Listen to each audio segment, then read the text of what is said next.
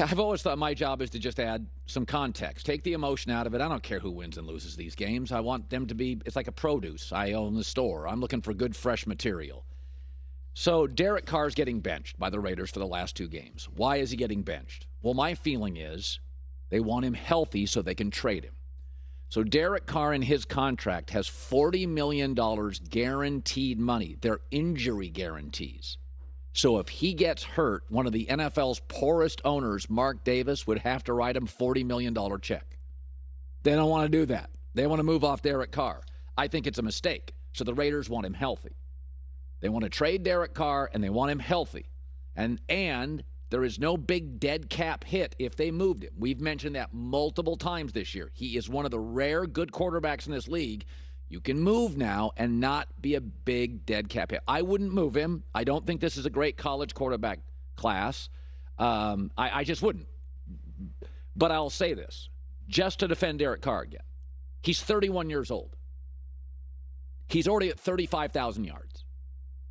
That's with multiple coaching changes, constant chaos, often bad offensive line. He's at 35,000 yards. If he plays just 3 more seasons, and my guess he'll play double that. He'll play at least 6 because he's never really been hurt consistently. He's always ready to play. He's a tough kid. If he plays just 3 more years, that's it. He's 31. He will blow past 45,000 yards passing because he's at 35,000 now, and he averages 4,000 a year. So he'll blow past 45,000 yards passing. 16 quarterbacks in league history have done that. Many are Hall of Famers, and 3 that aren't, Breeze, Aaron Rodgers, and Brady, will be.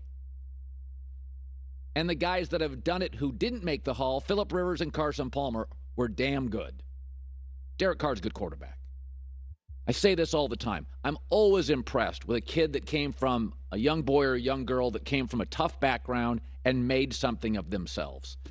It's awesome if you're a billionaire, but if you started as a trust fund kid, you don't touch my heart. Derek Carr had to go to Fresno State. Everybody doubted Derek Carr. Didn't have the big arm. Goes to the Raiders. 6 different coaches. Last year was a circus. Yeah, he throws probably more interceptions that you'd like. But this morning I went out and I took out his rookie year because all these quarterbacks struggle as rookies. Trevor Lawrence is great now. He was awful last year. John Elway first year. Peyton Manning first year. Eli Manning first year. Take out his rookie year. And subtract this year because he's not going to play a full season. And his numbers are astounding. 95 passer rating, 2.5 touchdown to interception ratio, over 4,000 yards, 66% completion percentage. And this team right now, outside of left tackle, isn't a very good offensive line.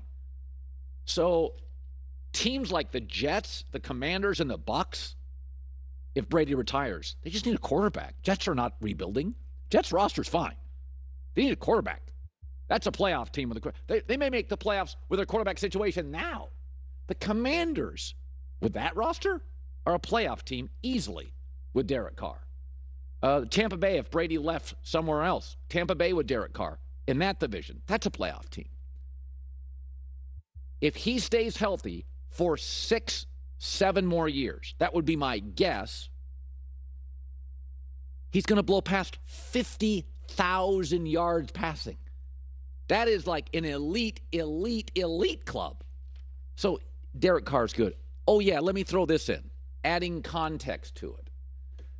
Now, I love Patrick Mahomes, but he inherited Andy Reid and Tyreek Hill and Travis Kelce and Brett Veach, the GM, and the Hunt family, okay? So, and we all know Mahomes is great, right? And he's better than Derek Carr.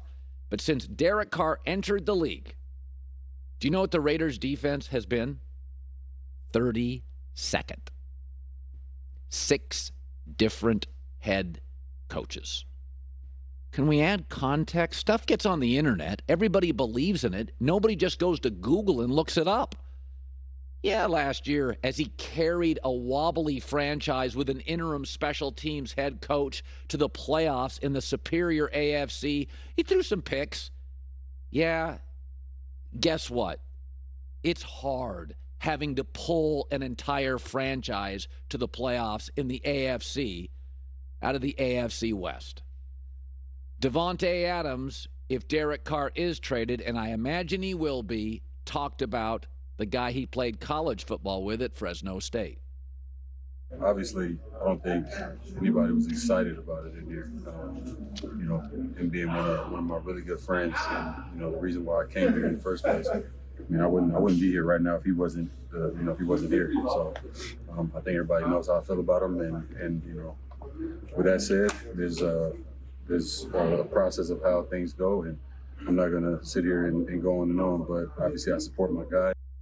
The best part about the interweb is that you see some very, very clever, smart, funny people. The worst part is stuff goes downhill like an avalanche and nobody actually does any checking. Just Google his career stats and remember he's on his 6th coach. He's like 3rd or 4th GM. I mean, this year he didn't have Hunter Renfrow or Darren Waller most of the year. He did have Devontae Adams. But, I mean, go look at the first-round picks that Mayock and Gruden whiffed on. This guy's been playing Mahomes twice a year. Now it's Herbert twice a year. Thank God Russell Wilson is struggling. Derek Carr would make the Jets, the Commanders, the Bucks, minimum playoff teams next year. He's really good. He's just like a lot of young people, had to overcome a lot. A lot. His franchise move, for God's sakes. How many people have to deal with that? In all the chaos, yeah, we're moving to another state. A lot of players choose to move. The franchise doesn't move, and they have to chase it. All sorts of good stuff today. Blazing 5 next hour. Joel Klatt, great college football games, capping the scout team. They were on a 3rd quarterback. Everybody's rested. Season gone into the tank. So Dallas stumbled, didn't look great, but they did win, and Dallas is now 5-1 since Thanksgiving. It does matter. The NFL is 3 seasons, pre-Thanksgiving, post-Thanksgiving, and playoff. They all feel different, and Dallas is winning. In fact, their last 2 losses have come against outstanding quarterbacks, Aaron Rodgers at Lambeau and Trevor Lawrence at home in Jacksonville. Both were in overtime, so there is reason for optimism around Dallas. The other good news, if you're a Cowboy fan off the win, is even the good teams in the NFC, there's questions about them. The Giants could be a playoff team. It's not a very good roster. Tampa Bay, the offense is anemic. San Francisco on a 3rd quarterback. Minnesota, Kirk Cousins, and do you trust that defense? Philadelphia. Jalen Hurts is hurt. Nick Sirianni's never won a playoff game. So there's a lot of reason for optimism. Now, if the Cowboys are a wild card team, they'd have to win 3 straight road games to get to the Super Bowl. I do not think they're buttoned up to do that. But if Philadelphia stumbles against the Saints this week and they have a chance to win the division, now it gets very, very interesting. When Dallas gets into trouble, and you saw it last night, the run game's not working. And they have to ask Dak Prescott to throw 40 times a game. And even with a win last night, Dak is now 7-15 in his career when he throws it 40 or more times. Last night, he got a W, and the record is still abysmal. So Tony Pollard was hurt. Dak now has had 10 picks since Thanksgiving. It's a bit of a mess. So here's the good news, though.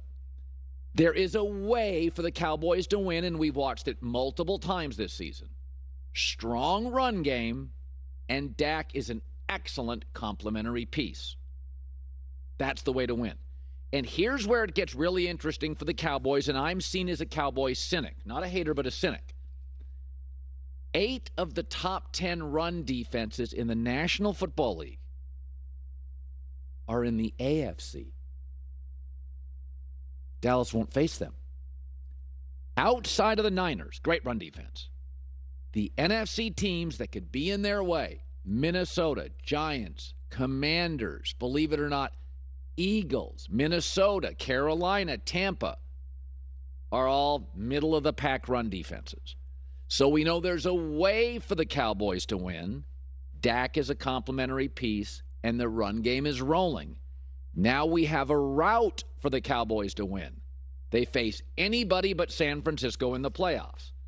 So that's where you get your optimism. But if you look at the box score, Last night is classic Dak with an 85 passer rating, 2 picks. They ask him to throw 41 times. It's just not who he is. So stay out of that space. Here was Dak after. A win's a win, and we're going to take it, and we're going to get better from the mistakes, and we're going to make sure that we're improving. But a road win, short week, you've got to take them all. And the style points and all that, that's for y'all who think games are won on paper.